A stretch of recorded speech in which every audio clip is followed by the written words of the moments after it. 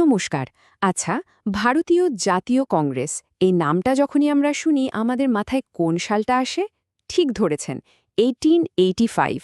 আমাদের স্কুল কলেজের বইতে তো এটাই লেখা আছে। কিন্তু কখনো কি মনে হয়েছে যে এত বড় একটা সর্বভারতীয় প্রতিষ্ঠান কি সত্যি একদিনে হঠাৎ করে তৈরি হয়ে যেতে পারে? সত্যি বলতে গল্পটা ঠিক ততটা সহজ নয়। আজকের এই আলোচনায় আমরা দেখব কংগ্রেসের জন্ম আসলে কোনো আকস্মিক বিস্ফোরণ ছিল না, বরং এটা ছিল কয়েক দশক ধরে বয়ে চলা অনেকগুলো ছোট ছোট রাজনৈতিক ঝর্ণা মিলে একটা বড় নদীতে পরিণত হওয়ার মতো ঘটনা। চলুন আজ আমরা সেই ইতিহাসের গভীরে ডুব দিই আর খুঁজে বের করি কংগ্রেস নামের এই বিশাল গাছটার আসল শিকড় কোথায় লুকিয়েছিল। তো প্রশ্নটা দিয়েই শুরু করা যাক। আমাদের মূল জিজ্ঞাসা এটাই, ভারতীয় জাতীয় কংগ্রেসের জন্ম কি 1885 সালে হঠাৎ করে হয়েছিল? মানে তার আগে কি কিছুই ছিল না? ব্যাপারটা অনেকটা এরকম যে 1884 সাল পর্যন্ত ভারতের রাজনৈতিক আকাশ একদম ফাঁকা ছিল, আর 1885 সালে অ্যালান অক্টোভিয়ান হিউম এলেন আর কংগ্রেস তৈরি হয়ে গেল। না, ইতিহাস কিন্তু একদমই অন্য কথা বলে। কংগ্রেসের এই জন্ম আসলে ছিল একটা দীর্ঘ প্রস্তুতির চূড়ান্ত পরিণতি। এর পেছনে লুকিয়ে আছে প্রায় অর্ধ শতাব্দীর একটা বিরাট পরিশ্রমের গল্প। এই গল্পটা না জানলে কংগ্রেসের আসল চরিত্রটাই বোঝা সম্ভব না। কংগ্রেসকে যদি আমরা একটা বিশাল মহিরু বা বড় গাছ হিসেবে কল্পনা করি, তাহলে তার বীজটা কিন্তু 1885 সালে পোতা হয়নি। সেই বীজ রোপণ করা শুরু হয়েছিল তারও অনেক অনেক আগে। বিশেষ করে 19 শতকের শুরুর দিক থেকে বাংলা একটা নতুন রাজনৈতিক চেতনার অঙ্কুরোদ্গম হচ্ছিল। মানে ছোট ছোট চারা গাছ গজাতে শুরু করেছিল। 1885 সাল আসার বহু আগে থেকেই দেশের বিভিন্ন প্রান্তে, বিশেষ করে কলকাতায়, বেশ কিছু ছোট বড় সভাসমিতি গড়ে উঠছিল। এরাই কিন্তু একটু একটু করে সেই জমিটা তৈরি করছিল যেখানে জাতীয়তাবাদের এত বড় একটা গাছ জন্মাতে পারে। এই টাইমলাইনটার দিকে একবার ভালো করে তাকান। দেখুন, 1836 সাল, বঙ্গভাষা প্রকাশিকা সভা, এখান থেকে যাত্রাটা শুরু। তারপর একে একে আসছে ব্রিটিশ ইন্ডিয়ান অ্যাসোসিয়েশন, পুনা সার্বজনিক সভা, ইন্ডিয়ান অ্যাসোসিয়েশন, মাদ্রাস মহাজন সভা, আর সবশেষে 1885 সালে ভারতীয় জাতীয় কংগ্রেস। মাঝখানের সময়টা খেয়াল করুন, প্রায় 50 বছর। এটা একটা লম্বা সময়। প্রত্যেকটা সংগঠন যেন একটা সিঁড়ির ধাপের মতো কাজ করেছে। একটা ধাপ তৈরি হয়েছে, তার উপর পা রেখে পরেরটা তৈরি হয়েছে। এই পুরো প্রক্রিয়াটা দেখলে এটা একদম পরিষ্কার হয়ে যায় যে কংগ্রেস কোনো বিচ্ছিন্ন ঘটনা ছিল না। এটা হঠাৎ করে আকাশ থেকে পড়েনি, বরং একটা দীর্ঘ রাজনৈতিক বিবর্তনের মধ্যে দিয়ে এর জন্ম হয়েছিল। এই টেবিলটা কিন্তু খুব ইন্টারেস্টিং, কারণ এটা আমাদের পুরো বিবর্তনের গল্পটা চোখে আঙুল দিয়ে দেখিয়ে দেয়। আর এই গল্পের কেন্দ্রবিন্দু ছিল বাংলা। দেখুন কিভাবে ধাপে ধাপে এদের লক্ষ্যগুলো আরও বড় আর ব্যাপক হচ্ছে। প্রথমে 1836 সালের বঙ্গভাষা প্রকাশিকা সভা। এদের মূল কাজ কি ছিল? সরকারের একটা নির্দিষ্ট নীতির প্রতিবাদ করা, করমুক্ত জমির ওপর কর বসানোর বিরোধিতা, মানে একটা খুব নির্দিষ্ট বিষয় নিয়ে আন্দোলন। এর ঠিক পরেই আসছে ল্যান্ড হোল্ডার্স সোসাইটি। এদের লক্ষ্য একটু বড়, কিন্তু তবু একটা নির্দিষ্ট শ্রেণীর স্বার্থ রক্ষা করা, জমিদারদের স্বার্থ। কিন্তু এরা একটা নতুন জিনিস নিয়ে এলো, সাংবিধানিক আন্দোলন, মানে আইন মেনে প্রতিবাদ করা। এরপর দেখুন ব্রিটিশ ইন্ডিয়ান অ্যাসোসিয়েশন। এরা কিন্তু জমিদার বা কৃষকের কথা বলছে না, এরা আরও বড় একটা দাবি তুলছে। তারা বলছে ব্রিটিশদের আইন পরিষদে ভারতীয়দের প্রতিনিধিত্ব চাই। ভাবুন একবার, কত বড় একটা লাফ। আর সবশেষে আসছে ইন্ডিয়ান অ্যাসোসিয়েশন। সুরেন্দ্রনাথ ব্যানার্জির হাতে গড়া এই সংগঠনটা বলল, শুধু নির্দিষ্ট দাবি দেওয়ার নয়, আমাদের লক্ষ্য হবে সারা ভারতের শিক্ষিত মধ্যবিত্ত শ্রেণীকে এক ছাতার তলায় নিয়ে আসা আর একটা শক্তিশালী জনমত তৈরি করা। দেখতে পাচ্ছেন কিভাবে আন্দোলনটা একটা নির্দিষ্ট সমস্যা থেকে শুরু করে একটা শ্রেণীর স্বার্থ হয়ে, তারপর রাজনৈতিক অধিকারের দাবি, আর শেষে একটা সর্বভারতীয় ঐক্যের ভাবনায় পৌঁছাচ্ছে। প্রত্যেকটা সংগঠন যেন পরেরটার জন্য পথ তৈরি করে দিয়ে যাচ্ছে। কিন্তু ভাববেন না যে এই নতুন রাজনৈতিক জাগরণের সবটাই শুধু কলকাতায় বা বাংলাতেই হচ্ছিল। বাংলা অবশ্যই ছিল কেন্দ্রবিন্দু, কিন্তু এই আগুনের স্ফুলিঙ্গ খুব দ্রুত দেশের অন্যান্য প্রান্তেও ছড়িয়ে পড়ছিল। এমনকি এই চেতনার ঢেউ ভারতের সীমানা পেরিয়ে পৌঁছে গিয়েছিল সুদূর লন্ডনে, ব্রিটিশ সাম্রাজ্যের একেবারে হার্ট অব দি এম্পায়ারে। দেখুন ভারতের অন্যান্য অংশে কি হচ্ছিল। একদিকে বম্বে আর পুনাতে যে সংগঠনগুলো তৈরি হলো তারা কৃষকদের সমস্যা আর প্রশাসনিক সংস্কারের মতো গুরুত্বপূর্ণ বিষয়গুলো নিয়ে সোচ্চার হতে শুরু করল। অন্যদিকে দক্ষিণ ভারতে মাদ্রাস মহাজন সভা সেখানকার মানুষদের মধ্যে রাজনৈতিক চেতনা জাগানোর কাজ করছিল। কিন্তু আমার মতে সবচেয়ে চমকপ্রদ আর স্ট্র্যাটেজিক পদক্ষেপটা নিয়েছিলেন দাদাভাই নৌরোজি লন্ডনে। তিনি সেখানে ইস্ট ইন্ডিয়া অ্যাসোসিয়েশন প্রতিষ্ঠা করলেন। কেন?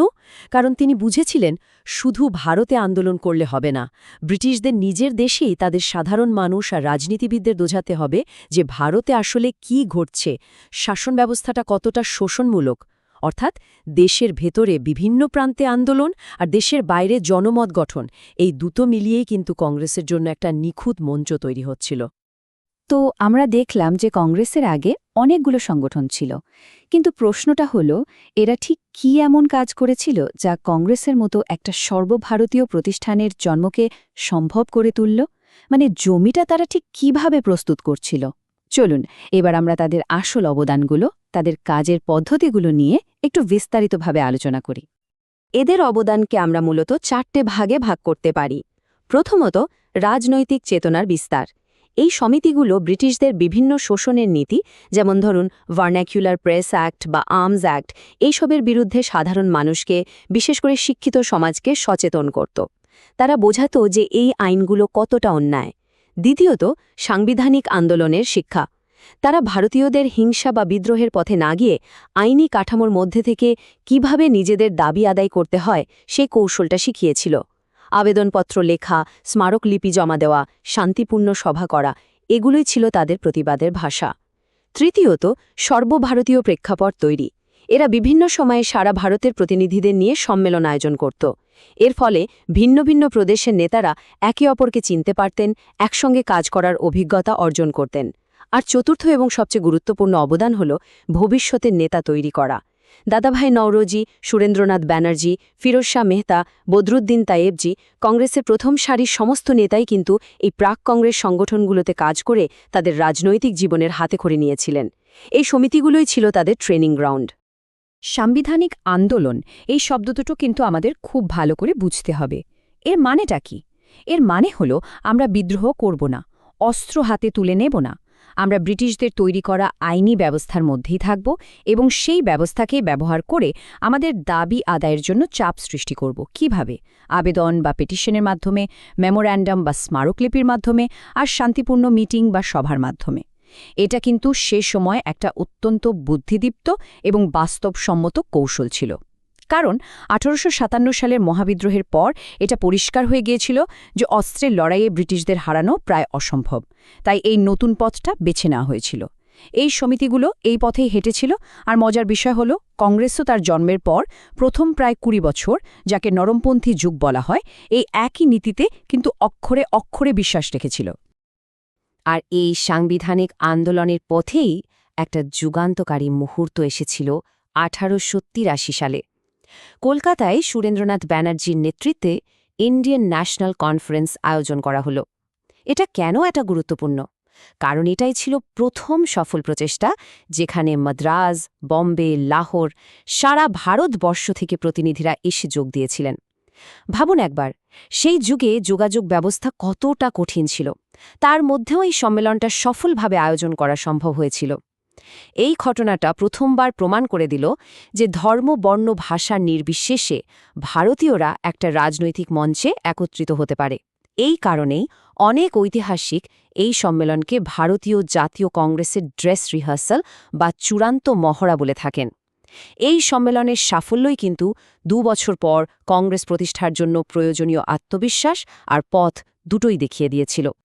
তাহলে এতক্ষণের আলোচনা থেকে আমরা কি বুঝলাম? আমরা দেখলাম যে জমিটা পুরোপুরি তৈরি হয়ে গিয়েছিল। রাজনৈতিক চেতনার বীজ পোতা হয়েছে, তার থেকে অঙ্কুর বেরিয়েছে, ছোট ছোট চারাগাছ বড় হয়ে উঠেছে, এমনকি একটা সর্বভারতীয় সম্মেলনের সফল মহড়াও হয়ে গেছে। অর্থাৎ মঞ্চ প্রস্তুত। এখন শুধু সেই চূড়ান্ত মুহূর্তটার অপেক্ষা, যখন এই ছোট ছোট প্রচেষ্টাগুলো একত্রিত হয়ে একটা বিশাল মহিরুহের জন্ম দেবে। আর সেই জন্মটা ছিল শুধুমাত্র সময়ের অপেক্ষা, একটা যৌক্তিক পরিণতি। বিখ্যাত ঐতিহাসিক আর.সি. মজুমদার বা রমেশচন্দ্র মজুমদারের এই কথাটা খুব গুরুত্বপূর্ণ। তিনি বলছেন, সুরেন্দ্রনাথ ব্যানার্জির ইন্ডিয়ান অ্যাসোসিয়েশন ছিল কংগ্রেসের প্রিকার্সর বা অগ্রদূত। কেন? কারণ কংগ্রেসের যে মূল ভাবনাগুলো ছিল, যেমন একটা সর্বভারতীয় চরিত্র, শিক্ষিত মধ্যবিত্তকে ভিত্তি করে জনমত তৈরি করা, সাংবিধানিক পথে আন্দোলন করা, এই সব কিছুরই স্পষ্ট প্রতিফলন ইন্ডিয়ান অ্যাসোসিয়েশনের কাজে দেখা গিয়েছিল। বলতে গেলে ইন্ডিয়ান অ্যাসোসিয়েশন যে পথে হাঁটছিল, কংগ্রেস সেই পথটাকেই আরও চওড়া আর প্রশস্ত করেছিল। আর আরেকজন ঐতিহাসিক বি.এন. পাণ্ডের এই উক্তিটা যেন আমাদের পুরো আলোচনার সারমর্ম। তিনি বলছেন, কংগ্রেস ছিল পূর্ববর্তী রাজনৈতিক সমিতিগুলোর একটা ন্যাচারাল কালমিনেশন বা স্বাভাবিক পরিণতি। এই স্বাভাবিক পরিণতি শব্দটা খুব গুরুত্বপূর্ণ। এর মানে হল, কংগ্রেসের জন্ম কোনো ষড়যন্ত্রের ফলে হয়নি, বা এটা কোনো একজন ব্যক্তির মস্তিষ্ক প্রসূত আকস্মিক ঘটনাও নয়, বরং গত ৫০ বছর ধরে যে রাজনৈতিক বিবর্তন চলছিল, তারই যুক্তিসঙ্গত এবং অবশ্যম্ভাবী ফল ছিল ভারতীয় জাতীয় কংগ্রেসের প্রতিষ্ঠা। সুতরাং আজকের আলোচনার শেষে আমরা এই সিদ্ধান্তে আসতেই পারি, ১৮৮৫ সালের আগের ওই সমস্ত সভা সমিতি, বঙ্গভাষা প্রকাশিকা সভা থেকে শুরু করে ইন্ডিয়ান অ্যাসোসিয়েশন পর্যন্ত, এরা প্রত্যেকে ছিল এক একটি বীজ, যে বীজগুলো কয়েক দশক ধরে ভারতীয় রাজনীতির উর্বর মাটিতে রোপণ করা হয়েছিল, পরিচর্যা করা হয়েছিল। আর ১৮৮৫ সালে ভারতীয় জাতীয় কংগ্রেস ছিল সেই সমস্ত বীজ থেকে একসঙ্গে জন্ম নেয়া এক বিশাল মহীরুহ, যে গাছটা শুধু জন্মায়নি, পরবর্তীকালে ভারতের ভবিষ্যৎ ইতিহাস এবং স্বাধীনতার পথটাকেও পুরোপুরি বদলে দিয়েছিল। আলোচনা শেষ করার আগে একটা প্রশ্ন সবার জন্য রেখে যেতে চাই। আমরা দেখলাম, কংগ্রেসের জন্ম কোনো বিপ্লবী পথে বা সশস্ত্র সংগ্রামের মাধ্যমে হয়নি। এর জন্ম হয়েছিল একটা খুব ধীর, পর্যায়ক্রমিক এবং সাংবিধানিক বিবর্তনের মধ্যে দিয়ে। একবার ভেবে দেখুন তো, এই যে শান্তিপূর্ণ এবং আইনি পথে চলার ঐতিহ্য নিয়ে কংগ্রেসের যাত্রা শুরু হলো, সেই ঐতিহ্যটা ভারতের পরবর্তী স্বাধীনতা সংগ্রামের চরিত্রকে এবং স্বাধীন ভারতের গণতান্ত্রিক রাজনীতিকেই বা কতটা প্রভাবিত করেছে, এটা কিন্তু এক গভীর এবং অত্যন্ত প্রাসঙ্গিক আলোচনার বিষয়। এই আলোচনার সম্পূর্ণ ডিজিটাল নোটস পেতে হলে ডেসক্রিপশনে দেওয়া আমাদের টেলিগ্রাম চ্যানেলে যোগ দিন। আর এই ধরনের গভীর বিশ্লেষণ যদি আপনাদের ভালো লেগে থাকে, তাহলে অবশ্যই চ্যানেলটি সাবস্ক্রাইব করুন এবং বন্ধুদের সাথে শেয়ার করুন। ধন্যবাদ।